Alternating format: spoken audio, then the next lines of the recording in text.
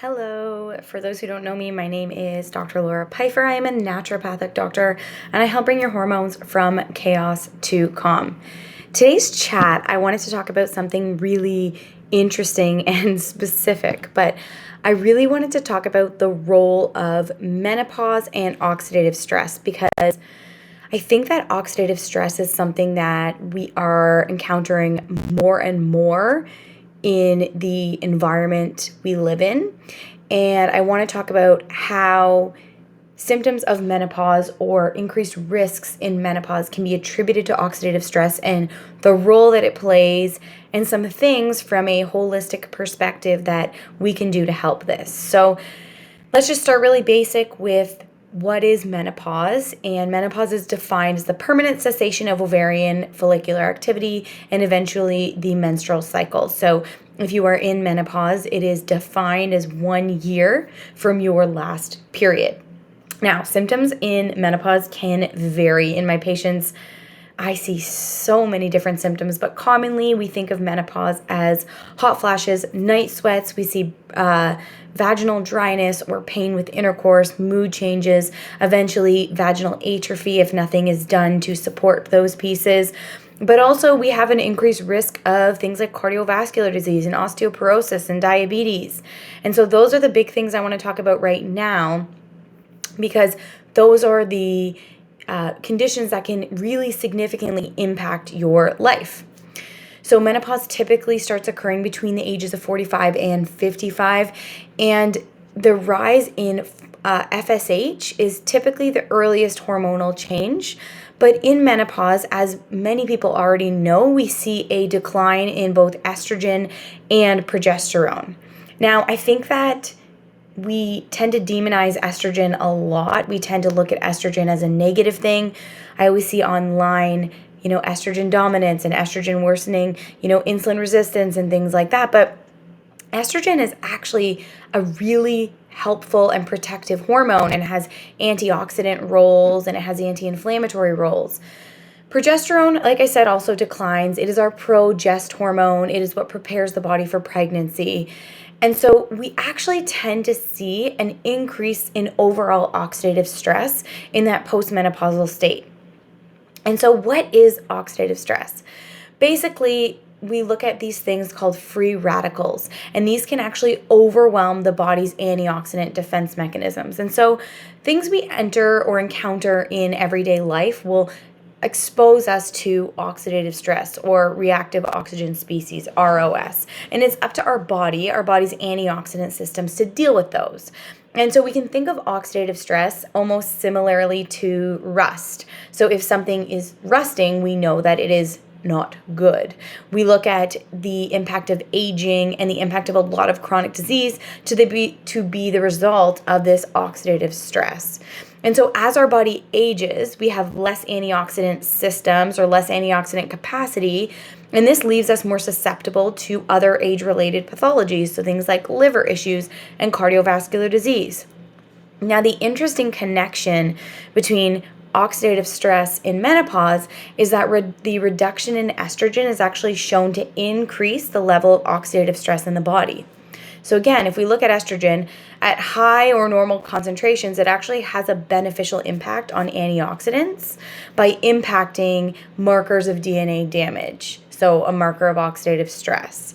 At low concentrations, which is what we see in menopause, estrogen actually has pro-oxidant effects. So it actually can worsen the state of oxidative stress. Now, research has shown that serum concentrations of inflammatory markers were also found to be higher in postmenopausal women. So not only do we have less hormones, which causes symptoms on their own, but as a result of those less hormones, we now have reduced antioxidant capacity, we have increased oxidative stress, and we have increased inflammation. So here comes cardiovascular disease. Now, in general, estrogen protects against heart disease, and it actually has been shown to have favorable effects on insulin, glucose, and our cholesterol in our serum. Now, in menopause, we actually tend to see reduced levels of something called nitric oxide. So, nitric oxide is a natural vasodilator in the body. It opens up the vessels, and it's been shown that low levels of nitric oxide can actually play a role in the development of cardiovascular disease. So, how do we use nitric oxide? Basically, what happens is the body converts nitrate to nitric oxide, which is a signaling molecule associated with a number of things, including blood pressure regulation, cardiovascular health, mitochondrial production, calcium transport, oxidative stress, skeletal muscle repair. It also, like I said, is a vasodilator, which means it helps relax the blood vessels and improves blood flow, which improving blood flow is important from everything to cardiovascular health to brain health. So increasing that blood flow is important. Now, the interesting thing is estrogen is actually a trigger of nitric oxide.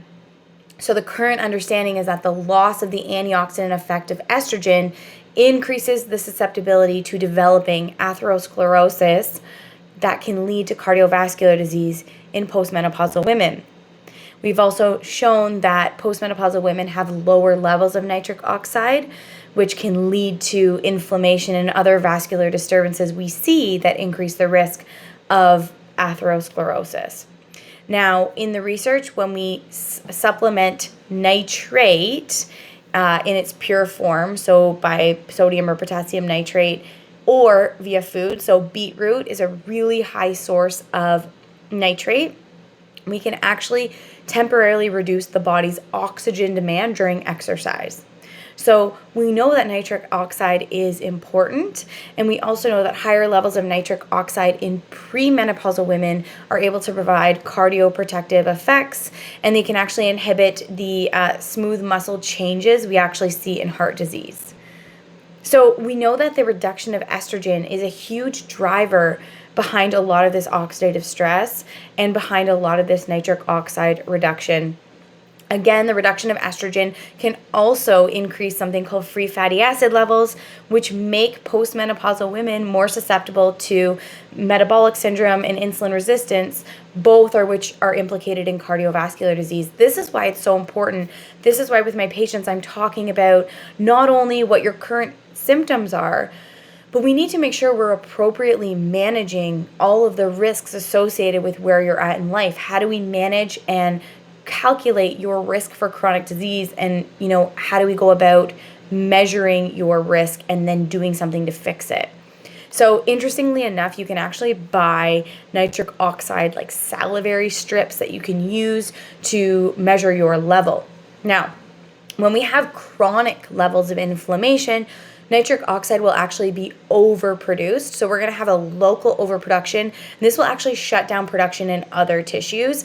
And so the goal is always to restore natural production and natural balance in that nitric oxide response in order to help with a lot of things. Nitric oxide plays roles in neurotransmitters, so it can control brain blood flow and can regulate blood flow to specific regions of the brain, but it can also help modulate neurotransmitters. It can help maintain healthy bones. It can ensure proper oxygenation of cells. Interestingly enough, is when you are looking for nitrates, often you're finding these in meat, and these are actually toxic. And so looking at it from different sources is really important. So many vegetables such as celery, beetroot, spinach, they're actually high in dietary nitrates. But they're also high in antioxidants like vitamin C, which prevent the nitrates from doing harm to the body. And so that's really important to understand. We need to be balancing it out with those antioxidants. How do we increase our nitric oxide? Exercise is one really great way that nitric oxide can be increased. Saunas can actually increase NO as well. And there is some research on supplements such as L-arginine, L-citrulline, as well as beetroot juice. Now, I did find a really interesting study on mouthwash and nitric oxide because, like I said, the lack of nitric oxide can increase the risk for heart disease and many different things. What was interesting about this study is that it's been hypothesized that getting rid of the oral microbiome or killing off certain bacteria in the oral microbiome can lead someone more susceptible to reduction in the nitric oxide that they're able to make. And so mouthwash typically has an antibacterial component. And what they did in this study is they found that rinsing with a specific mouthwash called chlorhexidine more than twice daily, so this is a common prescription bactericidal mouthwash, abolished the effects of the exogenous nitrate-dependent increase in plasma and salivary nitrate and nitrite, which was actually shown to increase blood pressure among people with high blood pressure and normal blood pressure. They also found that a weaker antibacterial over-the-counter mouthwash also reduced plasma nitrate levels.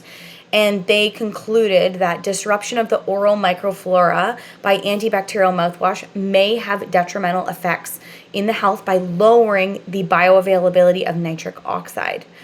They also specifically said people who used over-the-counter mouthwash more than twice daily at baseline had 85% higher risk of physician-diagnosed hypertension, high blood pressure, compared to less frequent users, and more than twice that of non-users over a 3-year follow-up period of people who didn't have high blood pressure at baseline. They also found these associations to be independent of major hypertension risk factors. So they ruled out like smoking, for example. And their conclusions were the associations observed are for any mouthwash use, including a range of different formulations and purposes. Most participants reported using mouthwash to keep the mouth clean and to freshen or improve breath, and most reported using more than one brand. Since 99% of mouthwash contains some antibacterial ingredient, almost all types or brands are likely to have had a detrimental effect on nitrate-reducing bacteria, which increase blood pressure. So it's interesting because I love to talk about the microbiome and how whether we are talking about the oral microbiome, the gut microbiome, the uterine or vaginal microbiome, it's so important to understand that the gut bugs that we have in our body can have such a profound effect on health, and we're still doing a lot of research to uncover what those health effects actually look like long term. And there's more and more coming out of the microbiome every day, so I do find this interesting. Now, there was another study that looked at oral hygiene in general. So they found that brushing, flossing, and they looked into just good oral hygiene, and they found that better oral hygiene equaled less cardiovascular risk.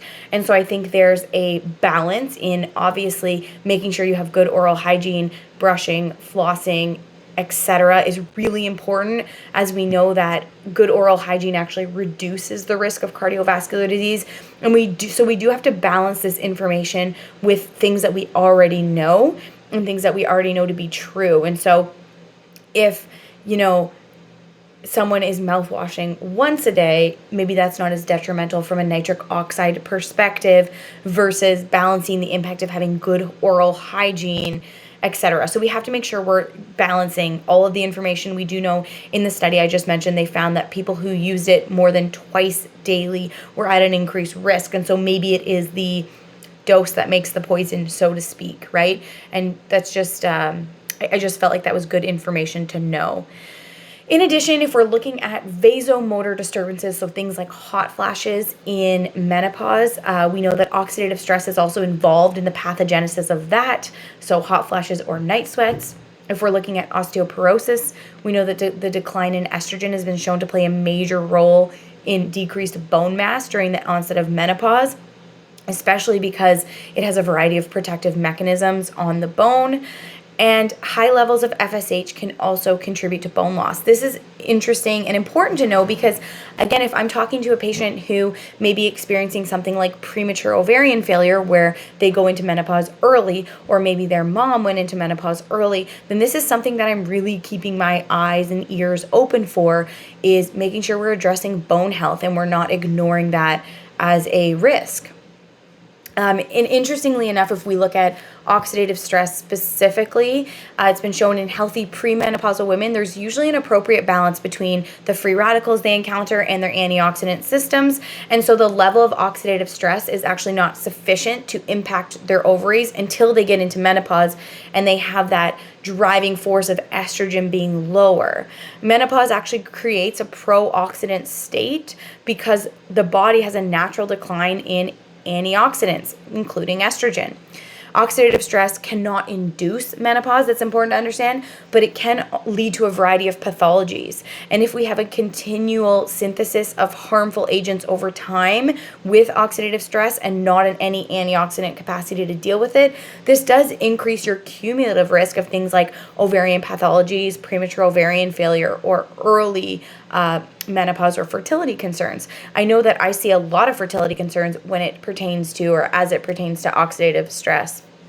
A few ways to reduce oxidative stress. I've already mentioned exercise. Now it's interesting because after you do an intense acute aerobic or anaerobic exercise, you actually have an increase in reactive oxygen species, so a slight increase in oxidative stress. But the theory is this may serve as a signal to actually upregulate your antioxidant defenses. And physical activity, again, has been shown to alleviate menopausal symptoms and sequelae and reduce risks of cardiovascular disease and improve bone health. And so I thought that was really interesting. Now, I already mentioned things that would possibly increase nitric oxide if we're looking at that specific area, lots of vegetables, beetroot juice, etc. And there is a little bit of research on vitamin C and E to help neutralize oxidative stress and reduce the intensity and number of hot flashes. So that's all I have for you today. If you have questions about oxidative stress, nitric oxide, your hormones, or want to finally start getting support for yours, feel free to reach out and book your free call.